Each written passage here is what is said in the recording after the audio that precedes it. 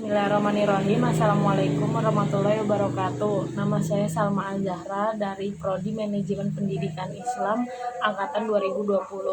Di sini saya akan menjelaskan tentang manajemen diri sebagai bentuk dari kepemimpinan. Apa yang dimaksud dengan kepemimpinan dan manajemen diri, dan apa hubungannya di antara kedua hal tersebut? Yang pertama, apakah yang dimaksud dengan kepemimpinan? Kepemimpinan secara umum adalah sebuah kemampuan yang terdapat dalam diri seseorang untuk memengaruhi orang lain atau memandu pihak tertentu untuk mencapai tujuan.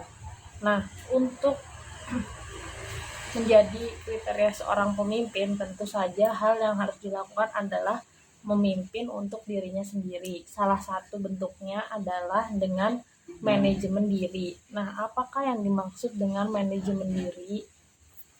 Yang dimaksud dengan manajemen diri adalah kemampuan untuk mengatur emosi, pikiran, perilaku seseorang dalam situasi yang berbeda secara efektif, dalam mengendalikan impuls, memotivasi diri sendiri, ataupun mengelola stres.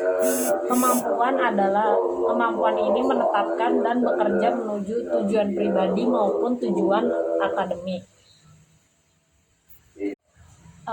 Adapun ciri-ciri untuk memanajemen diri adalah yang pertama dengan kontrol impuls atau dengan pengendalian impuls. Yang kedua ada dengan manajemen stres or stress management. Yang ketiga ada disiplin diri. Yang keempat ada motivasi diri. Yang kelima ada penetapan tujuan atau goal setting. Yang keenam ada kemampuan organisasional atau organizational skill. Maka fungsi dari manajemen diri ini, fungsinya adalah untuk perencanaan atau planning terhadap seseorang maupun diri sendiri. Yang kedua untuk pengorganisasian atau pengelompokan. Yang ketiga ada berfungsi untuk pelaksanaan atau acting di dalam organisasi tersebut. Yang keempat ada pengendalian di dalam organisasi tersebut maupun di dalam diri sendiri. Manajemen diri ini penting, adalah hal penting yang harus ada di setiap anggota, baik pemimpin maupun anggota. Mengapa manajemen diri itu penting? Karena penerapan manajemen diri yang baik pada kehidupan akan membuat seseorang dapat menikmati proses hidup dan mampu mencapai tujuan yang diharapkan. Manajemen diri dapat memberikan manfaat, melepaskan stres, kecemasan, kemarahan, ketakutan, serta dendam maupun sakit hati. Nah, mengapa mahasiswa perlu mempelajari atau memanage manajemen diri ini? Karena ketika seseorang dapat memanajemen diri dengan baik, akan lebih mudah untuk motivasi berprestasi serta meningkatkan produktivitas kerja, sehingga cita-cita lebih mudah digapai dan dapat memberikan efek yang baik dengan masa depan mahasiswa ke depannya. Bagaimana cara kita untuk mengelola diri sendiri atau self management yang baik?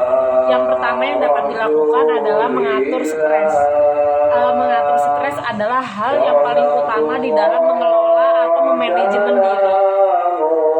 Karena dengan mengatur tingkat kesetresan atau menerima tingkat stres merupakan cara yang paling penting untuk self management ini. Yang kedua yaitu problem solving, yaitu memecahkan masalah, karena otak sebagai mekanisme dari manajemen diri ini, sehingga otak sebagai mekanisme dalam membuat keputusan yang tepat dalam self management ini. Yang ketiga ada komunikasi